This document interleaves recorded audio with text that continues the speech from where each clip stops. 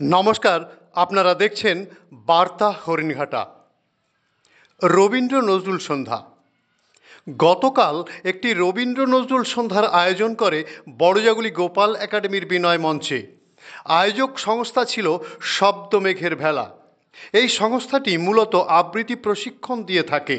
সংস্থার উদ্যোগে গতকাল মঞ্চে অনুষ্ঠিত হয় রবীন্দ্র ও নজরুলের গান, কবিতা ও গানের সঙ্গে নৃত্য। অংশগ্রহণ করেন সংস্থার শিক্ষার্থীবৃন্দরা। কচিকাঁচাদের নিয়ে অনুষ্ঠানটি সুন্দরভাবে সমাপ্ত করেন তারা।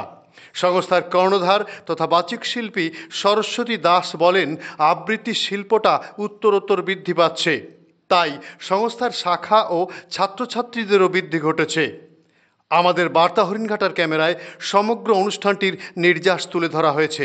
দেখতে থাকুন, শুনতে থাকুন।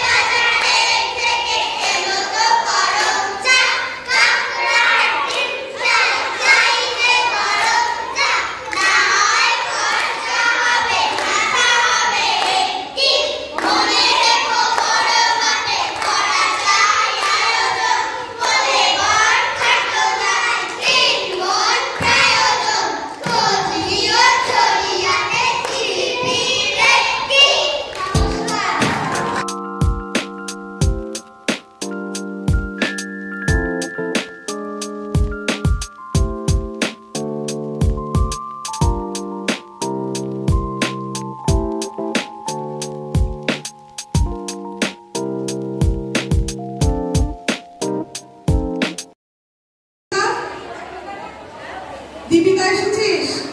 আচ্ছা, এখন আসেনি। আচ্ছা, আমি একটু বড়দের রূপ রাখি। দীপিকা এসেছিস? মাত্র আসলে? আচ্ছা, বস একটু, বিশ্রাম কর। যা, চলে যা, নাচের পিছন ছুটে যাও।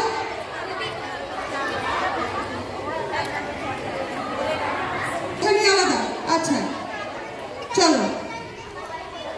আবৃত্তি আর দিতিপ্রিয়া, তাই তো নাকি? হ্যাঁ, যাও, ঈশানী যাও।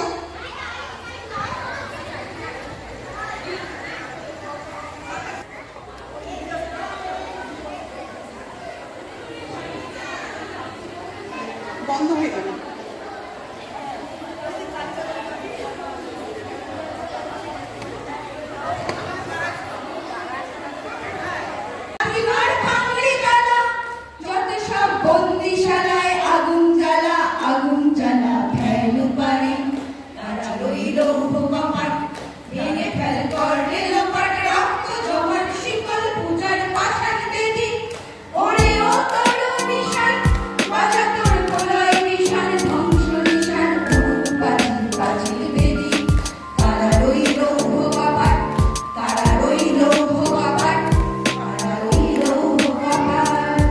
চ্যাম্পিয়নরা সব পারে, নাচ, গান, আবৃত্তি, খেলা, সাঁতার, ক্যারাটে সব পারে। তারা সব বিষয়ে পারদর্শী। এবার আমি ডেকে নেব বাড়ির বড়দের গ্রুপ। বাড়ির গ্রুপ বড়রা, তারপর তৈরি থাকবে মধ্য, মধ্যর পরে তৈরি থাকবে গানের গ্রুপ তৈরি থাকবে। সবাইকে দেব